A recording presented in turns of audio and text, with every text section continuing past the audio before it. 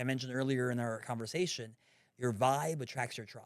So when you're putting that out there, and we use that as part of our marketing, hey, we're a faith-focused company. I We love talk that. about Your vibe. Christ. We're putting God first. We know God's going to provide. Mm. We even looked at opportunities for our marketing to partner with Christian-based companies. And one of our biggest partnerships was with Dave Ramsey, which everyone knows that, What? hey, Dave Ramsey, is faith-focused. He talks about Christ. Is something that's Yeah, he's the financial guy. financial guru, yeah, Yeah. financial peace. A lot of churches use that to help people What? get financially I did not free. know that. I did not Yeah, know so we were advertising on this podcast, and that brought some very good leads our way, because guess what? People that were listening to that were probably that. Yeah. Christian, faith-focused Yeah. entrepreneurs. They came to us. They had a call. They realized we were faith-focused entrepreneurs. Yeah. That vibe attracts your tribe. Now Yeah. we're aligned, and it helps us, close that deal or help them out. Yeah. I think I'm in that journey right now where it's like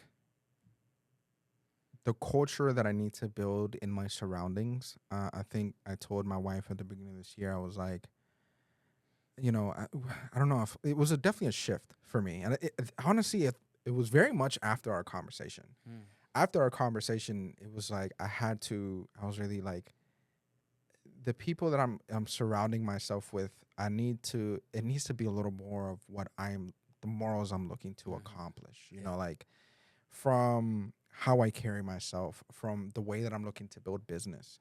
I felt like my strategic partners or certain partners that I was working with at certain periods in my entrepreneurial career, they were more focused on looking good and more focused on other things, that at some extent I didn't really admire. And I really didn't admire even some of the partnership, the spouse relationship that was happening within these entrepreneurs. Yeah, that's good. And I come from a broken family, and my father, and he has said this, he's like, I focus too much on my ministry. And to me it was crazy, because it's like that's a ministry with God, you know? It wasn't work. It wasn't like you had a career, you had to go and you're doing lawyer stuff. No, your work was ministry, teaching, doing this, doing that, church here, church there. But you left your family behind first. So it was one of those things for me when I started noticing that. I was like, you know what? I don't want to repeat the same thing. How do I be different? And how do I lead my family with God principles first? Hence the Sermon of the Mountain, with things I'm learning from there. And then and not leaving my family, my spouse behind, Yeah. and it's just me. You know what I mean? And that's not Absolutely. what I'm And looking I to think accomplish. it's okay to have a ministry, but your first ministry should be your family. Yeah. How can you lead elsewhere if you're not leading within your own household? Yeah. Right? How are you neglecting that? So I think that's where it all starts. Yeah. Right? What good is it to have all the success externally if you come home to a broken family? Yeah. If your wife, Get hates closer to spending it, man. hates spending time with you, or Yeah. your kids, don't want to be around you, right? Is that really winning? No, it's not winning. That's not winning at all. I experienced that. I'm a result of that, and then nah. It was one of those things I had really like. It was these two questions: what type of man have I become, and what type of man do I want to become? So those two questions were really hitting me hard. By any chance, do you want to like fix your mic? It's I don't know if it's like a little further down. I feel like it's going down. You got to just maybe tighten that up a little more. Yeah. There you go. Yeah, that way you're like, all right. So leading to that, right? Spouse. My wife and I have had to learn how to work together. Oh, Yeah. well, for me, right? Especially my end. I don't think she's had to she's had to learn a lot. I'm not trying to, diminish that either. But in my personally, I feel like I had to learn how to lead with love first, and then two, how to not bombard her with. I felt like I was too impulsive. Like I was impulsive. I hear you. I was impulsive. I was always like, yeah, we're doing this, and then big picture, big picture, big picture, big picture. And it was like she would always be like, yeah, but all right, you're talking about step 10, but what about 3, 5, and 4? You know what I mean? Like, what about these little steps that lead us to the 10? And I'm like, don't worry about that. We're gonna get to 10. Don't worry about it. And it was. And in some cases it would work out, I guess, because of my ambition and, I would strategize myself, but it wasn't something that I would be able to relate or like transfer to her. And she might not understand the vision. And I'm like, well, whatever, follow. Don't say nothing. You know what I mean? Just follow. Yeah. you know. So we've learned a lot. Mm-hmm. I've Mm-hmm. learned a lot. I've matured a lot. Good. And as of, I think that's why God allowed for me to some extent has allowed me to go through what I went through last year, Mm-hmm. especially with my business. We were scaling, we were going up, and then out of nowhere, done. So it was like it was a really huge, like 90% hit. We're still making revenue, but it's not where we were at Yeah. before. Definitely. So, but now the values are different. The perspective is different. Mm-hmm. Alex Morsley said, when you're building something, sometimes you're building like this, and you're stacking and you're stacking, you're good and you're building like Mm-hmm. this. But then he's like, at some point, it's all gonna crumble. Mm. But when you build and you build solid and you build like this and you build like this, it's gonna Yeah. move, but it ain't gonna fall. You know what I Mm-hmm. mean? So it's Mm-hmm. like build like this, Yeah. right? That foundation is That critical. Yeah. foundation. Absolutely. So and going back to what you said, like your ministry, your first ministry is your Mhm. home. Yeah. So I started focusing on that a lot more, and I'm still learning, dude. I'm still learning. I'm growing. I'm 28. Like my life is changing drastically a lot over the last 2 years. You have multiple children, right? Yeah. You're started a business with your wife. Both of you guys on this venture together. You guys are running events. Down from Miami all the way to Colombia.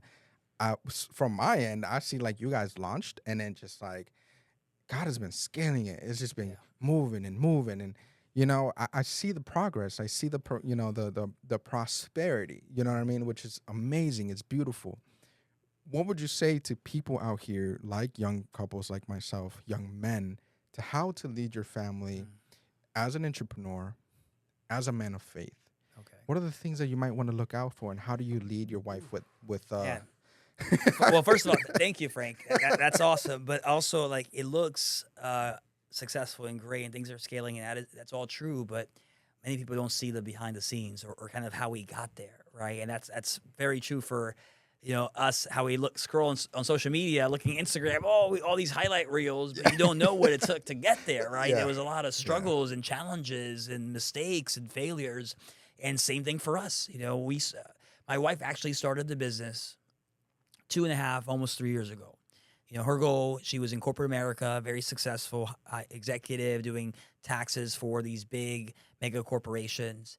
And she knew that wasn't the life for her, right? She wanted to focus more on helping kind of the small, the mid-sized businesses, take all this knowledge that she learned working at these very big companies, but apply it to like the everyday business owner and help them pay less taxes and build Yeah. generational wealth and get set up to have long-term success and not have to, work for someone, report to someone, right? Be able to build it on her own. And so she did that. She left corporate America. Thank God I was working for the agency that was doing really well.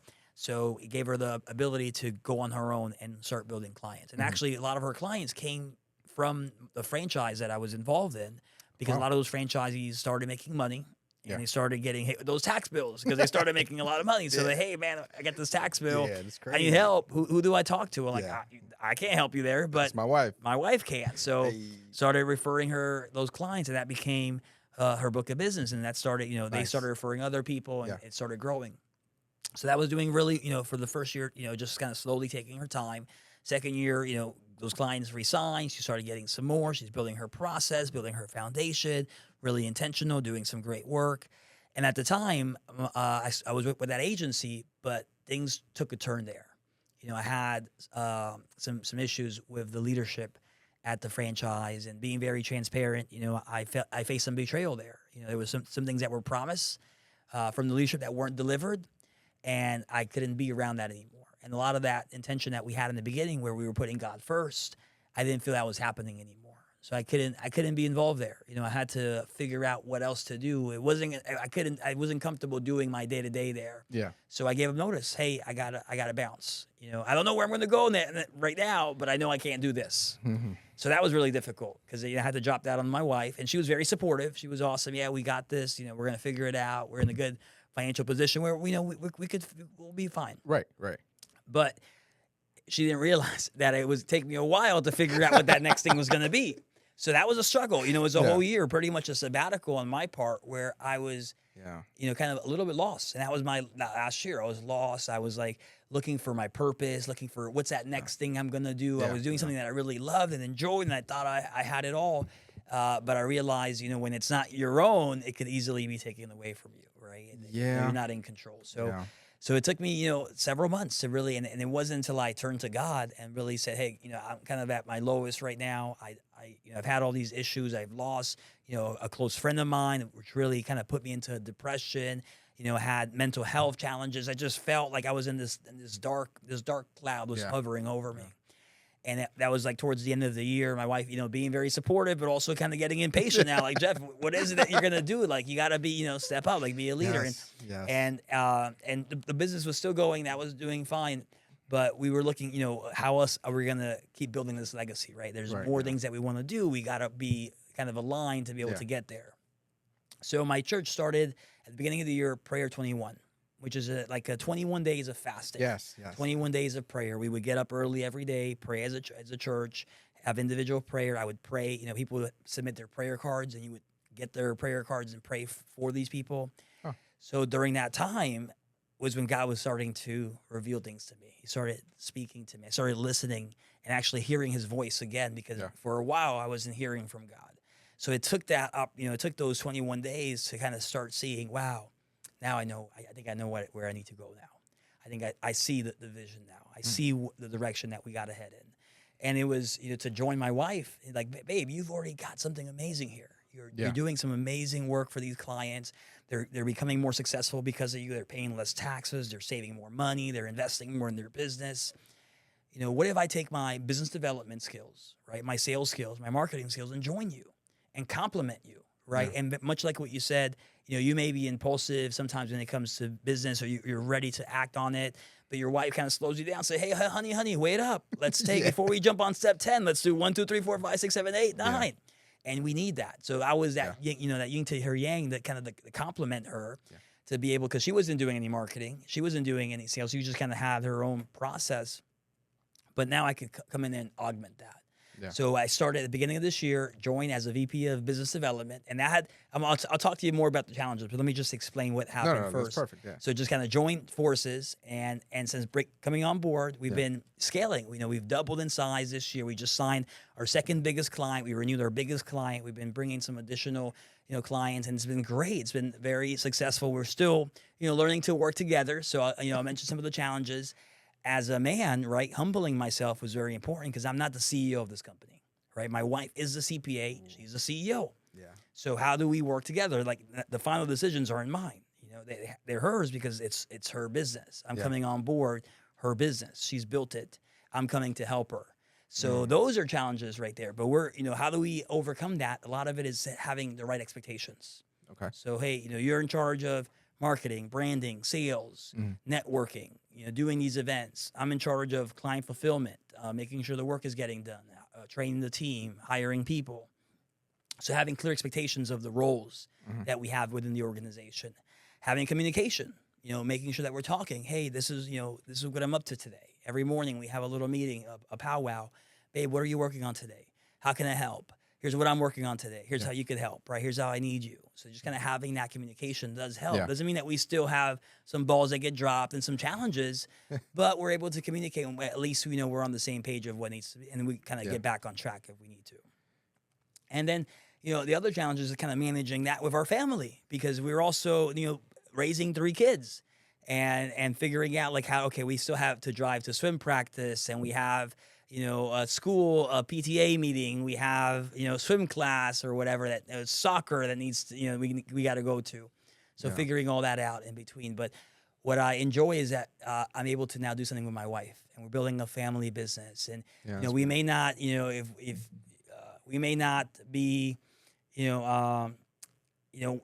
huge corporation, but that's okay, because it's ours, right? We're not having to report to anyone. We're building it on our own terms. Yeah. And it's actually helping our marriage get stronger, because through a while, like last year, when the husband is not showing up, when he's not leading the family, there's going to be challenges. There's going to be obstacles. The marriage is not going to be as strong as it needs to be. So I think, having now kind of a direction, a vision for our family, it's helping our marriage become a lot stronger now too. So there's been some benefits. So those challenges are just opportunities to get stronger.